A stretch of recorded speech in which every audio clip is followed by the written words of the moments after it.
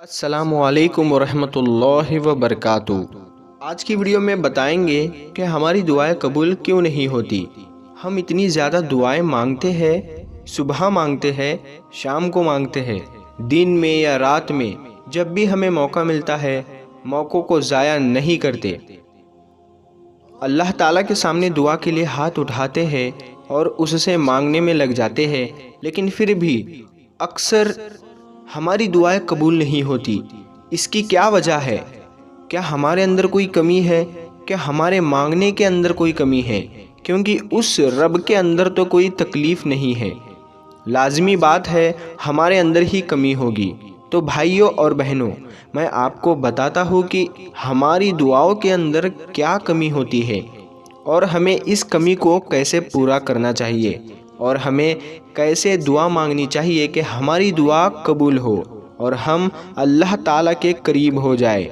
لیکن سب سے پہلی بات یہ ہے کہ ہم اس طرح دعا نہیں مانگتے جس طرح مانگنے کا طریقہ ہوتا ہے۔ ہر کام کا ایک طریقہ ہوتا ہے، اگر اس طریقے کے مطابق کام نہ کیا جائے تو وہ کام مکمل نہیں ہوتا، وہ کام پورا نہیں ہوتا۔ تو دعا مانگنے کا بھی ایک انداز ہوتا ہے، ایک طریقہ ہوتا ہے۔ دعا مانگنے کا طریقہ کیا ہے؟ آپ جب بھی دعاؤں کے لیے ہاتھ اٹھائے تو سب سے پہلے اللہ تعالیٰ کی تعریف کرے۔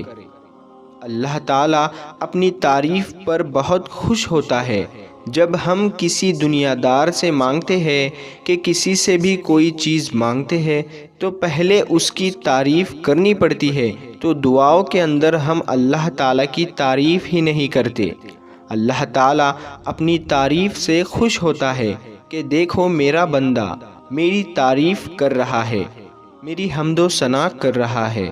اب بات آتی ہے کہ اللہ تعالیٰ کی تعریف کیا ہے۔ الحمدللہ رب العالمین مالک یوم الدین، کہ تمام جہان کا مالک صرف اللہ ہے، تمام تعریفیں اسی کے لیے ہے۔ اور اسی طرح اللہ تعالیٰ کے مختلف نام ہیں جو اس کی شان بیان کرتے ہیں۔ پورے 99 نام میرے اللہ تعالیٰ کے ہیں۔ جو نام آپ کے یاد ہے انہی کو آپ اپنی دعاؤں میں شامل کر لیا کریں۔ تو اللہ تعالیٰ کی تعریف کرنے کے بعد دوسرے نمبر پر آپ ہمارے آقا محمد صلی اللہ تعالیٰ علیہ وسلم کی ذات مبارک پر درود پاک محبت سے پڑھے۔ جس دعا کے اندر درود پاک پڑھا جاتا ہے وہ دعا جلدی قبول ہوتی ہے، اور جس دعا کے اندر درود نہیں پڑھا جاتا وہ عرش تک نہیں جاتی، وہ اٹکی رہتی ہے۔ اس کی قبولیت اللہ بہتر جانتا ہے۔ تو آپ دعا کے اندر محبت کے ساتھ درود پاک پڑھ لیا کریں۔ اور اس کے بعد ہماری دعا کے اندر ایک غلطی یہ ہے کہ ہم دعا کے اندر کرتے ہیں، دعا ایسے کرتے ہیں جیسے مانگنے کا حق ہوتا ہے۔ ایک بزرگ فرماتے ہیں ہمیں دعا مانگنے کا طریقہ ایک بچے سے سیکھنا چاہیے۔ ایک بچہ اپنے ماں باپ سے کوئی بھی چیز کس ضد سے مانگتا ہے، ان سے لپٹ جاتا ہے، روتا ہے، رونا نہیں آتا تو رونے کا بہانہ بناتا ہے۔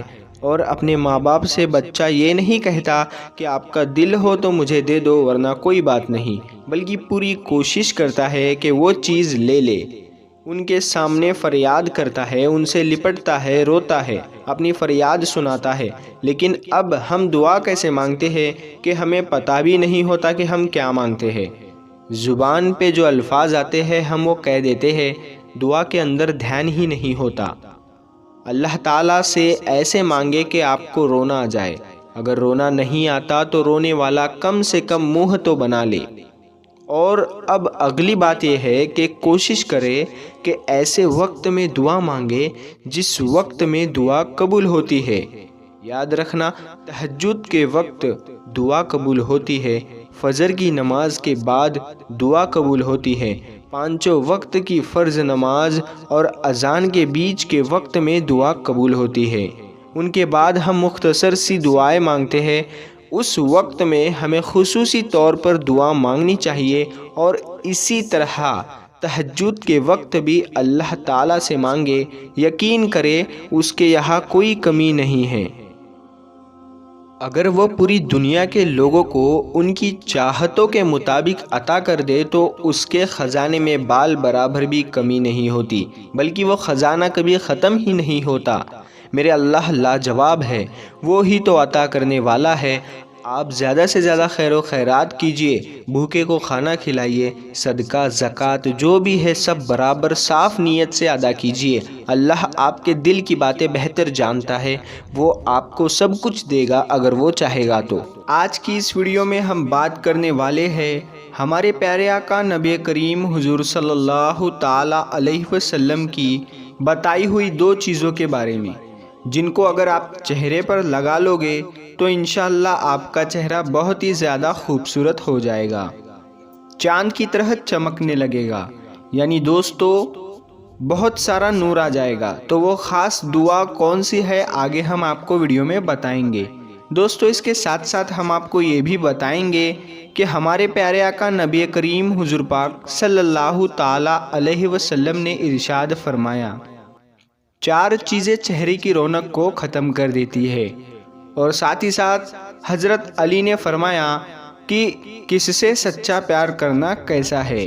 اور دوستو ایک ایسا واقعہ سنائیں گے جس میں ایک نیک لڑکی کی شادی کے دن ہی قبر میں پہنچ گئی، یعنی کہ اس کا انتقال ہو گیا۔ یہ ویڈیو بہت ہی پیاری ویڈیو ہونے والی ہے، آپ لوگوں سے دل سے گزارش ہے کہ اس ویڈیو کو آخر تک ضرور دیکھیں۔ تو چلیے ویڈیو شروع کرتے ہیں۔ دوستو ہمارے پیارے آقا نبی کریم حضور صلی اللہ تعالی علیہ وسلم نے ارشاد فرمایا کہ ان 2 چیزوں کو چہرے پر لگانے سے چہرہ نکھر جاتا ہے۔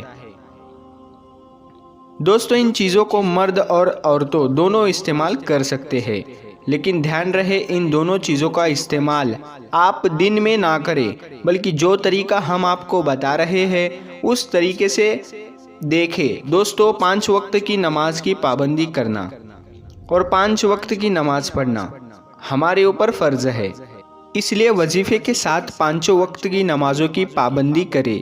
نبی کریم صلی اللہ تعالی علیہ وسلم نے ارشاد فرمایا کہ رائی اور ایلو ویرا کو اپنے چہرے پہ لگایا کرو۔ جو رائی ہوتی ہے اس کو ایلو ویرا میں مکس کر کے اپنے چہرے پہ لگایا کرو، اس سے رنگت صاف ہو جاتی ہے اور چہرہ نکھر جاتا ہے، لیکن صرف رات کو استعمال کیا کرے۔ دن کے وقت رائی اور ایلو ویرا کا نبی کریم صلی اللہ علیہ وسلم نے استعمال کرنے سے منع فرمایا ہے۔ تمام مرد اور عورتیں اپنے چہرے کو خوبصورت بنانے کے لیے مہنگی دوائیاں اور پاؤڈر کریم وغیرہ استعمال کرنے سے پہلے ہمارے پیارے آقا نبی کریم حضور پاک صلی اللہ تعالی علیہ وسلم کا جو بتایا ہوا یہ طریقہ ضرور اپنا لے۔ انشاءاللہ تبارک و تعالی اللہ کے کرم سے کبھی بھی آپ کو کوئی بھی مہنگی کریم پاؤڈر کی ضرورت نہیں پڑے گی، چہرے کی ہر پریشانی اس عمل سے ختم ہو جائے گی انشاءاللہ۔ دوستو اس کے ساتھ ساتھ میں آپ کو ایک وظیفہ بھی بتانا چاہتا ہوں جو چہرے کی خوبصورتی کے لیے ہے، جس کو کرنے سے انشاءاللہ چہرے پر قدرتی نور آ جائے گا۔ ہماری وہ بہنیں اور بھائی جو اپنے چہرے کی خوبصورتی کو لے کر بہت زیادہ پریشان ہیں اور اپنے حسن جمال میں اضافہ چاہتے ہیں، تو آپ نے کرنا یہ ہے کہ رات میں سونے سے پہلے جب آپ اپنے بستر پر لیٹ جائے تو سب سے پہلے درود ابراہیمی پڑھیں اور اس کے بعد 10 مرتبہ المصور کا ورد کرنا ہے اور آخر میں درود ابراہیمی پڑھنا ہے۔ جب آپ یہ مکمل عمل کر لے تو آپ نے اپنے ہاتھوں پر پھونک مارنی ہے، دم کرنا ہے اور ہاتھوں کو تمام چہرے، گردن، چہرہ وغیرہ ہر چیز پر اپنے ہاتھوں کو پھیر لینا ہے، اس کے بعد سو جانا ہے۔ انشاءاللہ تبارک و تعالی اللہ کے کرم سے آپ کا چہرہ بہت زیادہ خوبصورت ہو جائے گا۔ دوستو آپ کو ایک چھوٹا سا وظیفہ بتا دیتے ہیں، ایک اور چھوٹا سا وظیفہ جو بہت ہی زیادہ آزمایا گیا ہے چہرے کی خوبصورتی کے لیے۔ تو اس وظیفے کو شروع کرنے سے پہلے میرے لیے ایک چھوٹا سا کام کریں، اس ویڈیو کو لائک کریں، اور اگر آپ نے ابھی تک چینل کو سبسکرائب نہیں کیا ہے تو پلیز اس چینل کو سبسکرائب کر لیں، اور ہاں بیل آئیکن پر کلک کر کے آل نوٹیفیکیشن پر کلک کریں۔ تو یہ دوستو آپ کو ایک اور خوبصورت وظیفہ خوبصورتی کے لیے بتاتے ہیں۔ اس کے لیے آپ کو کسی کریم کی ضرورت نہیں ہے، صرف اور صرف آپ کو اللہ کا ایک نام پڑھنا ہے۔ تو اللہ پاک کا کون سا صفاتی نام پڑھنا ہے، کتنی بار پڑھنا ہے، کیسے پڑھنا ہے، یہ وظیفہ جو ہے چہرے کو خوبصورت بنانے کے لیے کیا جاتا ہے۔ اس وظیفے کے برکت سے چہرے پر قدرتی نور آتا ہے۔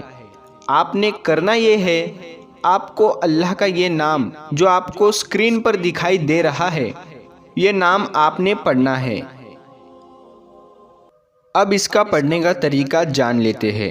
آپ کو رات میں سونے سے پہلے وضو بنا لینا ہے، پھر آپ کو جو درود شریف یاد ہو وہ 3 مرتبہ پڑھنا ہے۔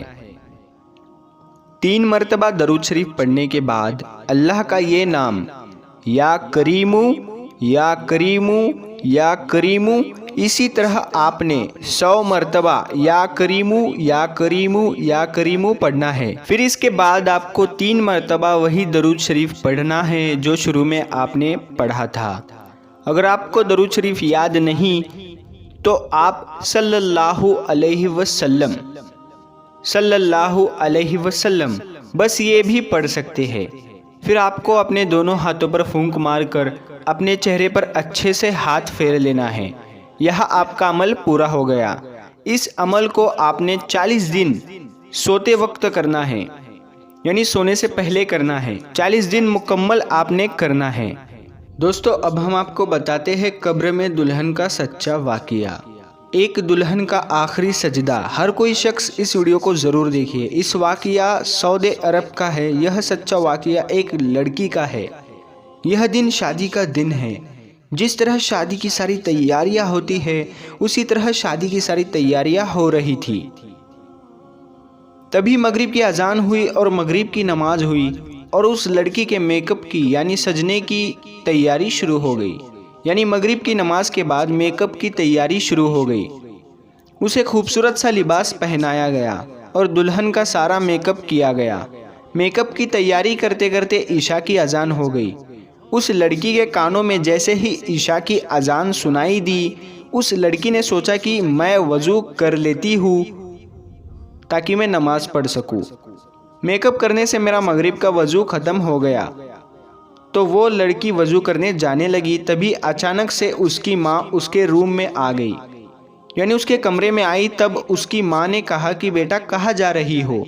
تبھی اس لڑکی یعنی اس دلہن نے کہا کہ امی جان میں وضو کرنے کے لیے جا رہی ہوں، عشاء کا وقت ہو گیا ہے،